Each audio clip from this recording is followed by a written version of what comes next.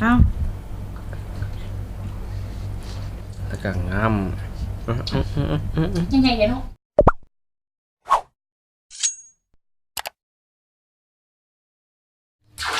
ไม่อย่างเนี้ยกุ้งแคบกับปูเนาะเขาใส่น้ำแข็งมาให้เฮ้ยเบิ้งสบายดีทุกคนวันนี้เราจะพาทุกคนมากินกุ้งวันนี้จะเอาจุ่มแล้วจุ่มแม่อะมึงใช่เพียงมึงจะเทใช่นี่บ่น้ำโอ้ยนะเบิดบ่ลวกเลยน้อยเอาลวกทีเนี้ยลวกปิดได้บันนี้ได้ปิดจะได้บันนี้ปิดจะได้ปิดแล้วนี่น่ะปิดแล้วเนี่ยปิดจะเด้อ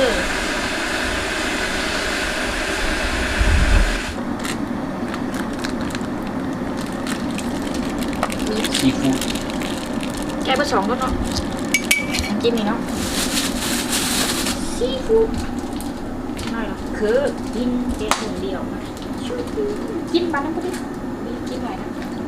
อยากกินใช่ไหมครับรสแบบทำอะไรหม้อก็ได้นะสูทำนี้มันดีอันนี้หม้อกับบูฮูสิได้กินหรือเปล่านี่ก็เลยนี่นุ๊กยากทำนี่เลยนะเป็นก็เบื่อสุกเร็วโอ้ยชุบก็นี่มันสิข้าว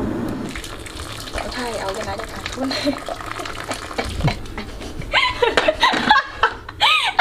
เอาเนี่ยมันผมเป็นโลเนาะอันนี้มันผมเป็นต้มเนาะสูตรไม่จะสุกไหมอ่ะอันนี้ยังหมูสุกโย่มันผดช้าเนี่ยต้มกินยังไม่หอนต้มฮันนี่ก็ได้ฉันกินได้เลยแกะมันกับไทยหูเบิ่งว่าของเขากระลวกคือกันเละนะกันเลยเนาะกุ้งเผากุ้งอันนี้แหละตามเบิ่งนะ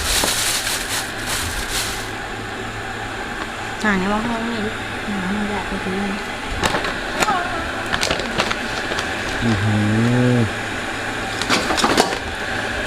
จานให้ถึง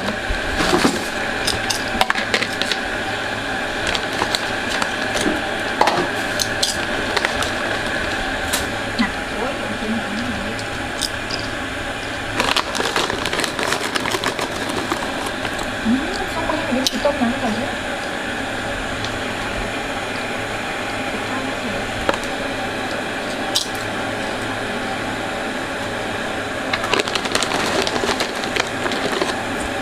กินให้เบิดกินหมดหันกินเบิดกูไปว่ากูจะกินเบิดนะเบิดโฉมยากเลย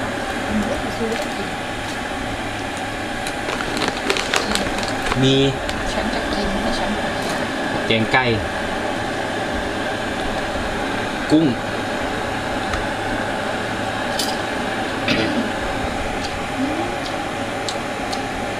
เก่งกูเซ็ตชุกก็เลยแฮะก็ดีบ่ดีใช่ซื้อมา2 โล2 โล 3 คนเอาอะไรโรยกับเบิดเธอช่วยบ่เนี่ยไม่ช่วยบ่เอาดินะซุก3กันมาช่วยกับจุ่มด้วยกันได้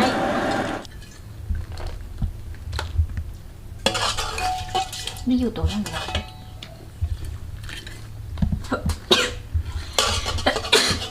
หนักก็จะได้แท็กซี่ไปยังไง100แหละ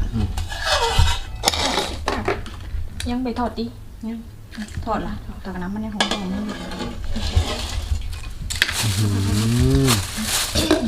ทั้งหมดเบิกหน้าผมมักกุ้งกันบานเฉยเว้ยปั่นกันดงเปรี้ยวหน้า มันขึ้นน้อยชื่อหางมันนี่ มาเด้อทุกคนกินกุ้ง หางเด้อหางบ่มากระซื้อแล้วเนาะเอาความใส่หูของอ้ามอยู่ใส่คักมดไอ้พวกนี้บ่ไปถ่ายมูฟนะ โตแง่บันไดดอก ได้มากถึงไปถ่าย โลละ200ปลาย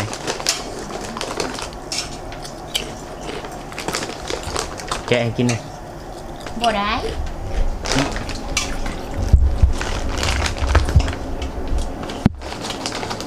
แกะให้กินกว่า บ่ได้มันฮ้อนกุ๊กกุ๊กตั้งกินได้ดีที่นี่กินได้ละ บอมกว้าง นี่แล้วเดี๋ยวนี้ออก ห้องกับ4466 อันน่ะ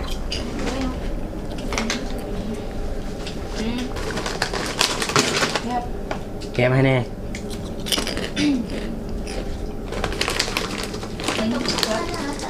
แซ่บผู้เดียวแหละแซ่บ แซ่บเลย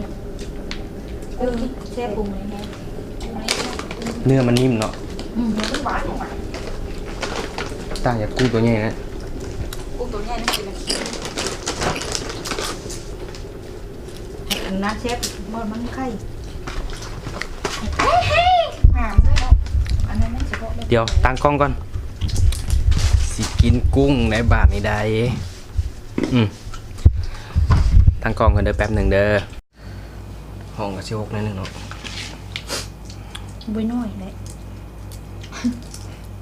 หลายอยู่ แต่มันมีบอลง่างเป็นด้วยบุกเจ็บเองเด็ก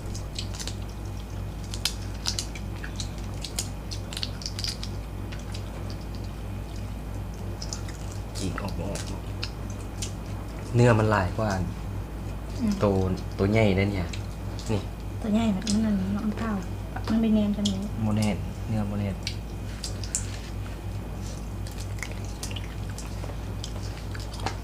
อิ่มลูกมันลูกเบิดดิเบิดบร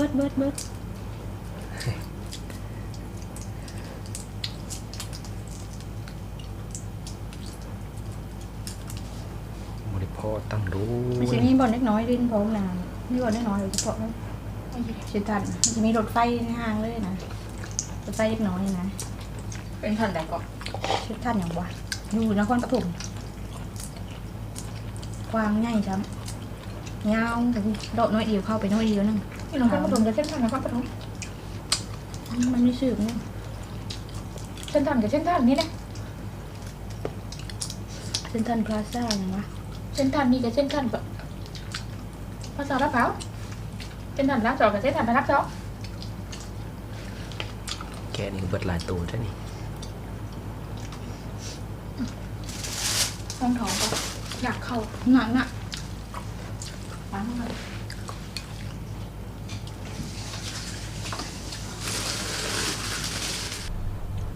เอา แล้วก็งาม ยังไงเนาะมันโอเคหรือกันเห็นหรือยิ้มชาอยู่นะอ๋อยิ้มบอกที่นี่นะยิ้มนี่โอเคป่ะจ๊ะละ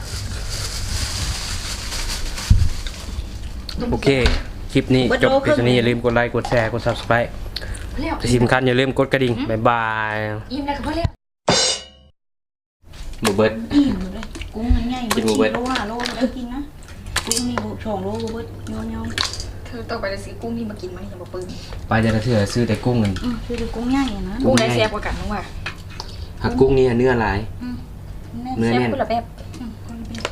กุ้งนั้นมันอาศัย ใหญ่น้ำหัวซื้อนะฮะไปใส่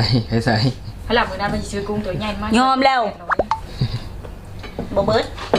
2รัวนี้มันกับลาดจวด ยอมแล้ว กินบูเบิร์ดซ้ น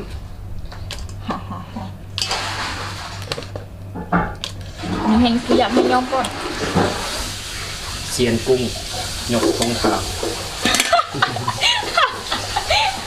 ไม่ยกต้มขาวเว้ยไม่ยกต้มขาวยอมกุ้งเนี่ย มากราบกุ้งซะดี 2 โลผมว่า ๆ โอเค บ๊ายบาย